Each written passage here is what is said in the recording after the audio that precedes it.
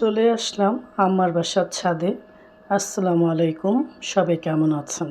আলহামদুলিল্লাহ আমি ভালো আছি, আশা করি আপনারাও ভালো আছেন। ছাদে এসে এখন নতুন আকর্ষণ দেখছো? হ্যাঁ, এই যে ফুল। হ্যাঁ, পালকটা যে এত সুন্দর, একদম থোকায় থোকায় ভরে আছে ফুলগুলো, মাশাআল্লাহ। আর আজকে বেগুন তুলবো। হ্যাঁ, বেগুন হয়েছে, এখন এই বেগুনগুলো আমরা তুলবো। এটা কবে যে এত বড় হইল বুঝেই নেই।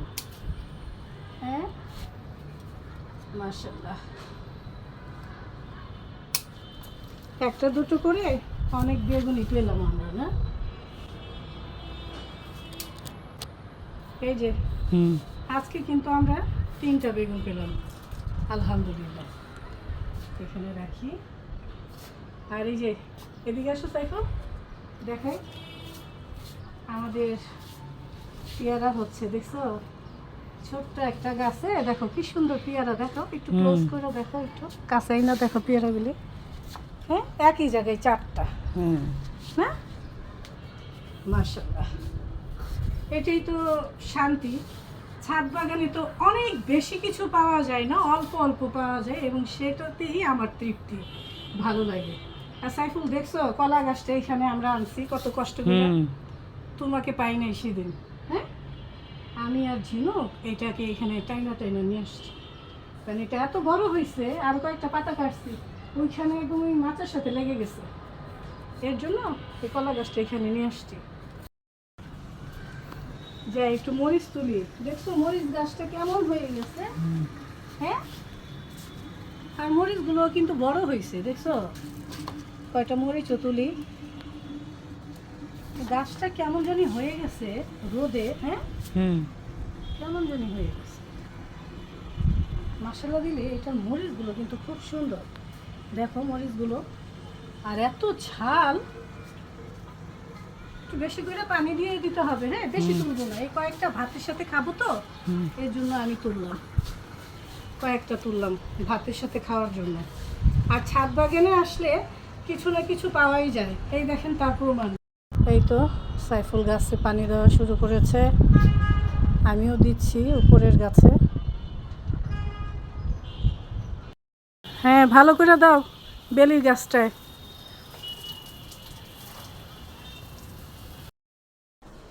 এই তো চলে এসেছি আমার রান্নাঘরে, রান্নার জন্য সব কিছু গুছিয়ে নিয়েছি। ছাদ থেকে মিষ্টি কুমড়া পাতা নিয়ে এসেছি, পুঁইশাক পাতা নিয়ে এসেছি। পুঁইশাকটা পানিতে ভিজিয়ে রেখেছি, পুঁইশাক ভাজি করব, মুরগির মাংস রান্না করব। মিষ্টি কুমড়ার পাতাটা আমি আলু দিয়ে ভর্তা করব। পাতিলা বসিয়ে দিয়েছি, তেল দিয়ে দিচ্ছি পেঁয়াজ,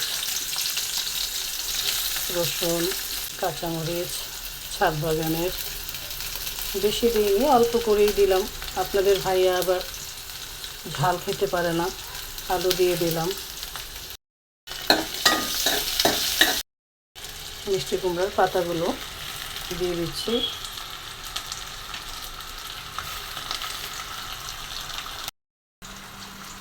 দিয়ে দিব লবণ, আর পানিও দিয়ে দিচ্ছি, সিদ্ধ হোক।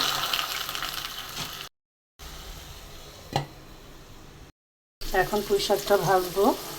পেঁয়াজ আর রসুন দিয়ে দিলাম, শুকনো মরিচ দিয়ে দিলাম। ছাদ বাগানের তাজা তাজা পুঁইশাক, দেখেন কত ফ্রেশ। এখন আমি দিয়ে দিচ্ছি। এই পুঁইশাকের ভাজিটা খেতে কিন্তু দারুণ লাগে। ভাতের সাথে একটু শাকসবজি না হলেও চলে। লবণ দিয়ে দিচ্ছি, এই তো, আর কিছুই দিব না, ঢেকে দিচ্ছি। কুমড়ার শাকটা আর আলুটা সিদ্ধ হয়ে গেল, এখন ভর্তা করব। মুরগির মাংসটা আমি হলুদ, মরিচ আর লবণ দিয়ে মাখিয়ে নিচ্ছি। এই তো পুঁইশাক ভাজিটা হয়ে গেছে, এখন আমি উঠিয়ে নিচ্ছি।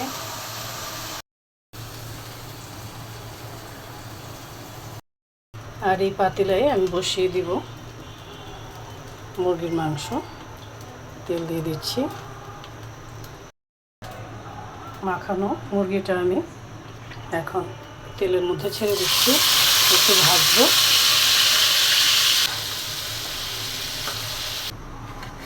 এখন শাকটা আমি নিয়ে নিচ্ছি। ভর্তাটা বেটে নিলাম। এখন আমি সরিষার তেল দিয়ে দিচ্ছি। সরিষার তেল দিয়ে একটু মেখে নিই।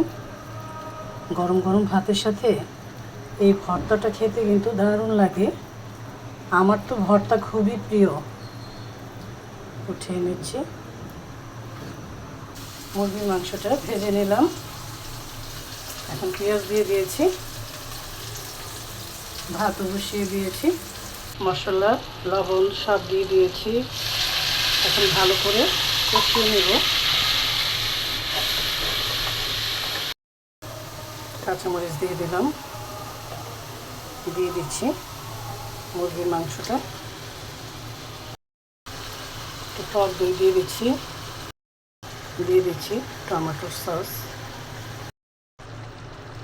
ঢেকে দিচ্ছি। দেখি মুরগির মাংসের তরকারির কি অবস্থা হয়ে গেছে। নামানোর আগে আমি একটু জিরে ফাঁকি দিয়ে দিচ্ছি। এই তো করে নিলাম পুঁই শাক ভাজি, সালাদ কেটে নিয়েছি, মিষ্টি কুমড়ার পাতার ভর্তা করেছি।